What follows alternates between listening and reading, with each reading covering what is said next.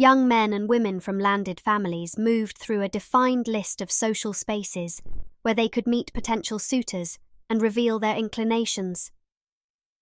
While friends or extended family might host a private tea or dinner where couples could get to know each other, the 18th century had brought new public venues created to support the marriage market.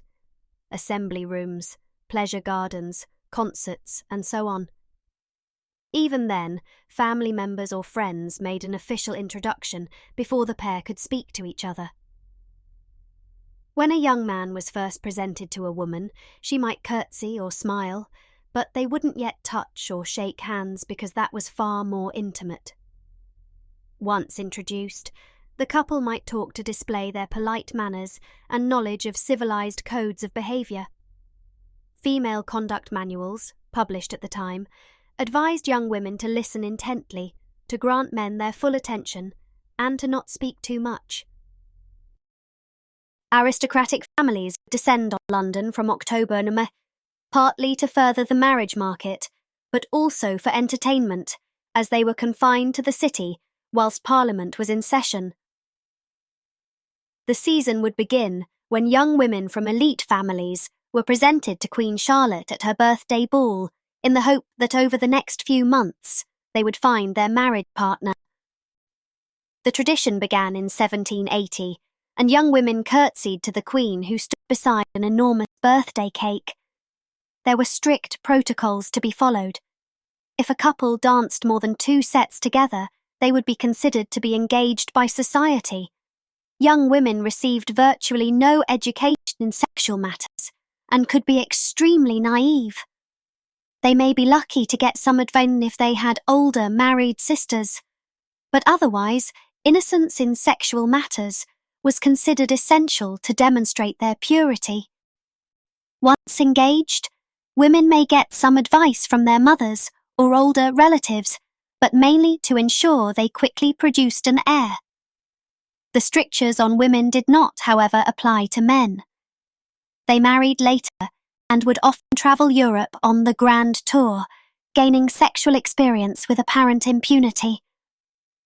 They applied different standards to those women who may become their wife to those they slept with.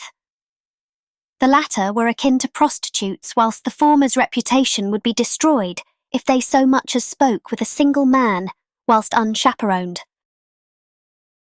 Some key considerations helped high society couples get it right when finding their marriage partner.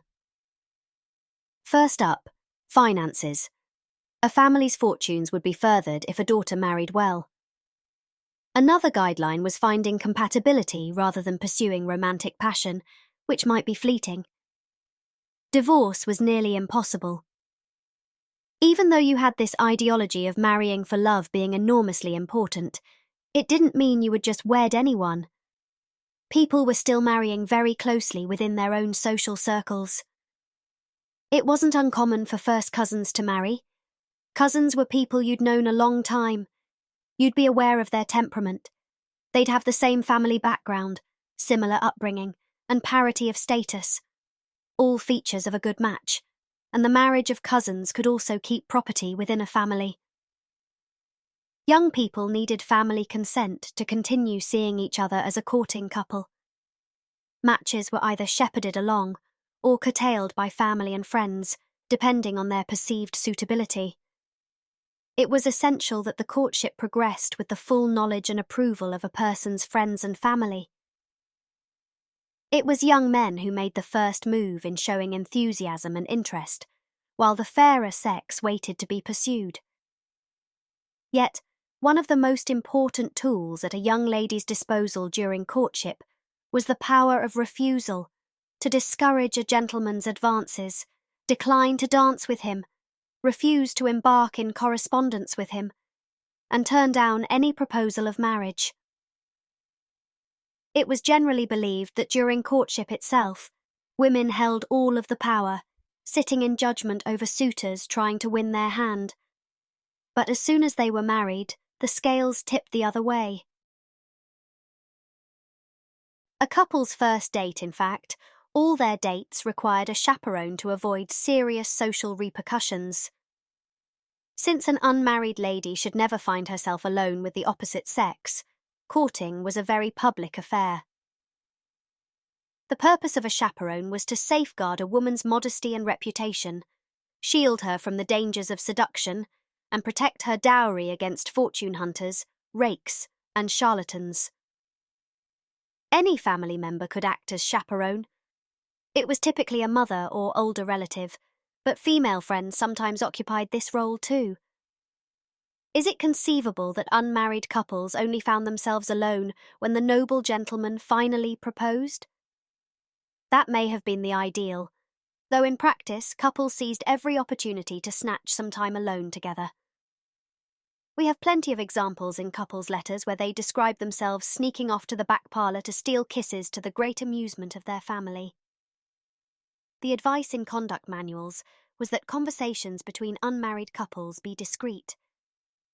They advised young ladies to avoid reporting gossip or scandal, not to speak ill of others in case they appear mean-spirited, and not to engage in any discussion of religion. And that was the same for men. They were both to avoid disagreeable subjects. They should also avoid interrupting others, not ramble, not lie, and to listen more than they spoke. That for women in particular. No Christian names were used while courting.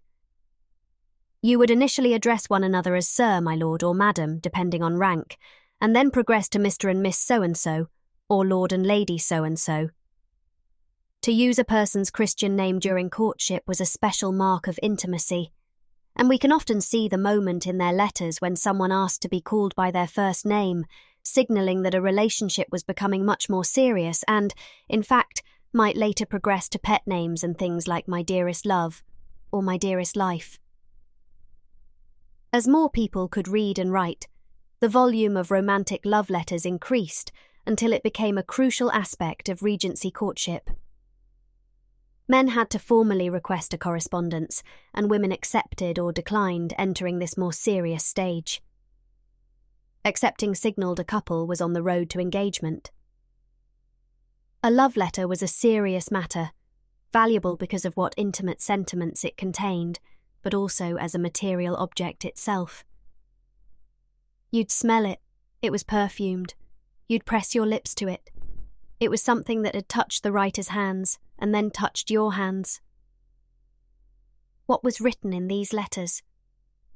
Women's letters are marked by their modesty, their reserve.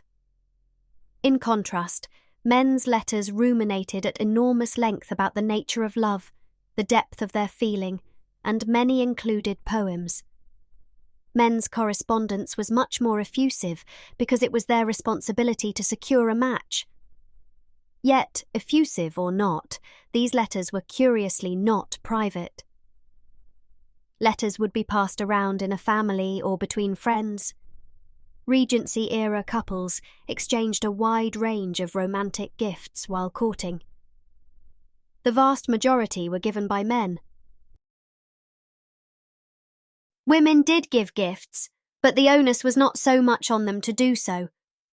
When they did, they gave distinct types of objects, perhaps ruffles or waistcoats they'd made by hand, or a handkerchief embroidered with their hair and their suitor's hair, literally combining two bodies in a single item. Men might give a lady specially mixed perfume, miniatures, a silhouette, or book with passages underlined.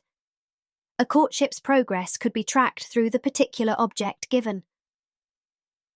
A lock of hair was one of the more symbolically important gifts because it was literally cut from the body. Other gifts worn against a woman's body were also intensely romantic, or even racy. Gloves were symbolic of obtaining a woman's hand in marriage. Garters was the most erotic gift a man might purchase for a woman, extremely intimate because they held up her stockings. Worn inside her dress, the garters often had messages embroidered on them like, "I die where I cling." They were very suggestive. Well-off couples might court for a few months or a few years before they wed. At a minimum, a few months so they could ascertain whether or not they were well suited. The longest ones I've found were 7 years. But the disadvantage of waiting that long was the increased risk that things wouldn't work out. It posed enormous risk for a woman's reputation if the relationship were broken off before reaching the altar. What did a well-mannered breakup look like? A man was expected to end a courtship as cleanly and quickly as he could if he found it wasn't possible to marry. For example, if his own father refused the match. And then a couple would return any letters or tokens they'd received. You might burn the letters, but more commonly you'd return them to show that that person no longer had any claim over you. It's returning this material debris of a relationship that's enormously important in signalling it was firmly over.